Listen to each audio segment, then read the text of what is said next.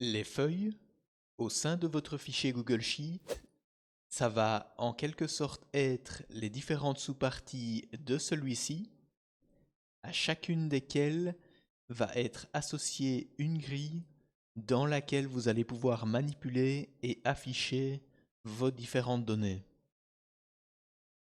Pour naviguer entre les différentes feuilles, on va se rendre en bas à gauche de notre fichier Google Sheet et vous voyez ici qu'on a différents onglets qui s'appellent feuille 1, feuille 2 et feuille 3 et qui correspondent donc à chacune de nos feuilles. Et si on navigue entre ceux-ci, vous voyez que le contenu des différentes grilles associées va être différent entre nos différentes feuilles.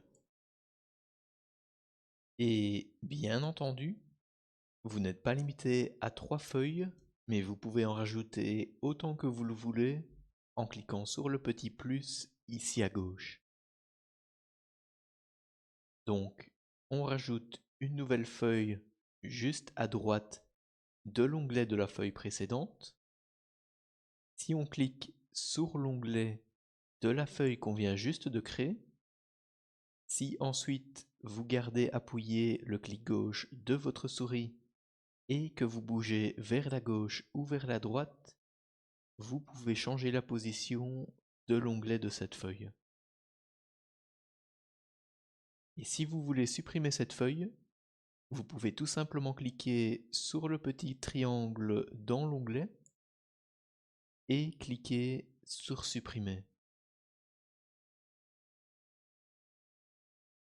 Et comme vous le voyez, les noms des différentes feuilles qu'on va rajouter dans notre fichier Google Sheet suivront toujours la même nomenclature en commençant par feuille 1, ensuite feuille 2, feuille 3, etc., etc. Mais bien entendu, vous pouvez modifier le nom de chacune de vos feuilles en double-cliquant tout simplement sur l'onglet de celle-ci. Et une fois que c'est fait, vous tapez tout simplement le nom que vous voulez lui donner.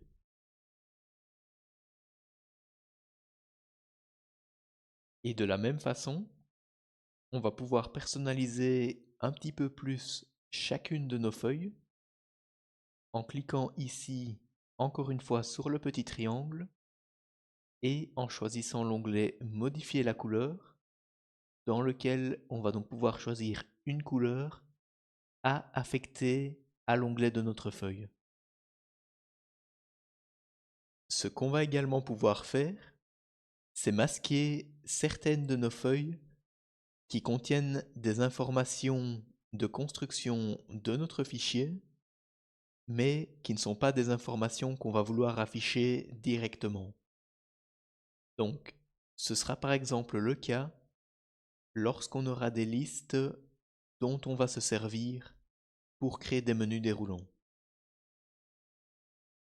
Et donc, pour masquer notre feuille, on clique encore une fois sur le petit triangle et on sélectionne Masquer la feuille.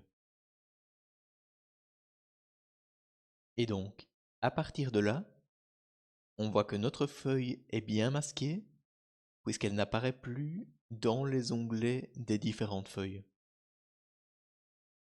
Mais pour la retrouver, il nous suffit de cliquer ici sur l'icône avec les 3 barres horizontales qui nous permet donc d'afficher la liste de toutes les feuilles en incluant les feuilles masquées.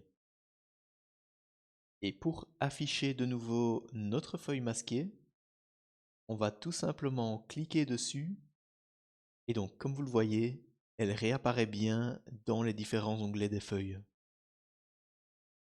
Et enfin, toutes ces différentes feuilles, on va pouvoir les copier pour les coller vers d'autres endroits. Donc, par exemple, si on clique de nouveau sur le petit triangle, on va avoir l'option de dupliquer la feuille, ce qui crée donc une copie de cette feuille juste à côté de celle-ci. Et ensuite, On va également avoir l'option de copier cette feuille soit dans une nouvelle feuille de calcul ou soit dans une feuille de calcul existante. Si on choisit la première option, Google Sheet va recréer un nouveau fichier à la racine de notre Google Drive et va donc inclure une copie de notre feuille dans ce nouveau fichier. Et si on choisit la deuxième option, qui est une feuille de calcul existante, on va donc pouvoir choisir un fichier Google Sheet dans notre Google Drive, dans lequel on va donc également insérer une copie de notre feuille.